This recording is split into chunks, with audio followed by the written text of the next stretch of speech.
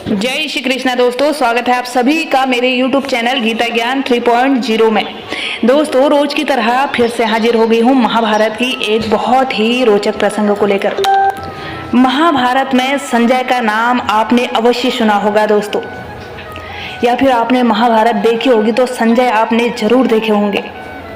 संजय कौन थे, क्या थे, आखिर उनको दिव्य दृष्टि कैसे प्राप्त हुई और कोसों दूर बैठ के उन्होंने हस्तिनापुर में बैठकर कैसे पूरा महाभारत का युद्ध अपने आंखों से देखा था। आज का ये प्रसंग उन्हीं से जुड़ा हुआ है। संजय को महाभारत के युद्ध का सजीव वर्णन धृतराष्ट्र को सुनाने के लिए विशेष दिव्य दृष्टि मिली थी दोस्तों। आखिरकार कौन थे संजय और महाभारत से लेकर आज तक वो क्यों अमर हैं? उस युद्ध के बाद उनका क्या हुआ? वैसे आपको बता दें दोस्तों कि वो जाति से बुनकर और धृतराष्ट्र के मंत्री भी थे। संजय महर्षि वेदव्यास के शिष्य थे। कहा जाता है संजय धृतराष्ट्र के सारथी भी थे और धृतराष्ट्र की राज्यसभा में माननीय मंत्री भी थे। धृतराष्ट्र उनका बहुत सम्मान करते थे। संजय विद्वान गावलगण नामक सूत के पुत्र थे और जाति से बुनकर भी। महाभारत की कहानियां बताती हैं कि संजय बहुत ही विनम्र स्वभाव के थे। एक बार संजय को धृतराष्ट्र ने महाभारत युद्ध से ठीक पहले पांडवों के पास बातचीत करने के लिए भेजा था। वहां से आकर उन्होंने धृतराष्ट्र को युधिष्ठिर का संदेश सुनाया। वो क्या कहना चाहते हैं और क्या चाहते हैं उसके बारे में बताया। वो श्री कृष्ण के परम भक्त भी थे, बेशक वो धृतराष्ट्र के मंत्री थे। इसके बाद भी पांडवों के प्रति सहानुभूति रखते थे। कभी भी धृतराष्ट्र और उनके पुत्रों को अधर्म से रोकने के लिए कड़े से कड़े वचन कहने से हिचकिचाते नहीं थे संजय। अक्सर धृतराष्ट्र उनकी बातों पर क्षुब्ध हो जाया करते थे। संजय हमेशा धृतराष्ट्र को अच्छी सलाह देते रहते थे। जब पांडव दूसरी बार जुआ में हारकर 13 वर्षों के लिए वनवास में गए तो संजय ने धृतराष्ट्र को चेतावनी भी दी थी कि हे राजन, कुरु वंश का समूल नाश तो पक्का है, लेकिन साथ में निरीह प्रजा भी नाहक मारी जाएगी। हालांकि धृतराष्ट्र उनकी स्पष्टवादिता पर अक्सर क्षुब्ध ही हो जाया करते थे।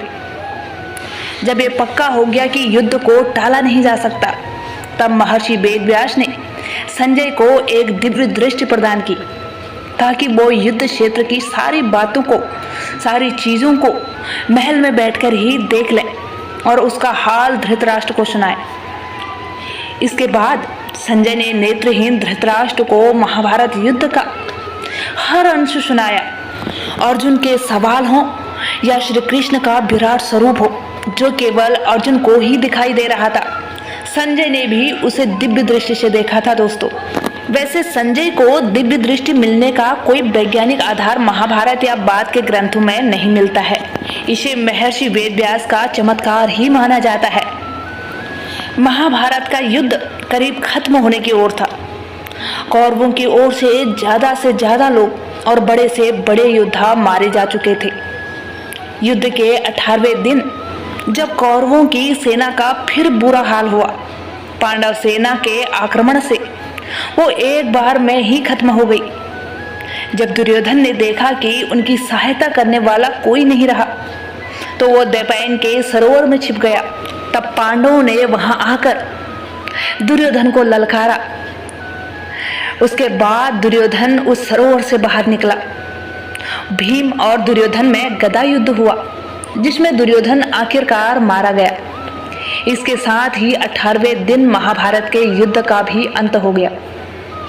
संजय की दिव्य दृष्टि भी इसके साथ ही खत्म हो गई।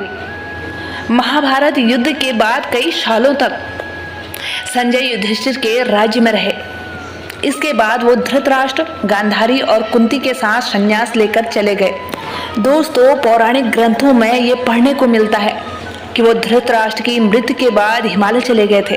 संजय को दिव्य दृष्टि ऐसे ही प्रदान नहीं हुई थी दोस्तों, क्योंकि वो इसके लायक थे।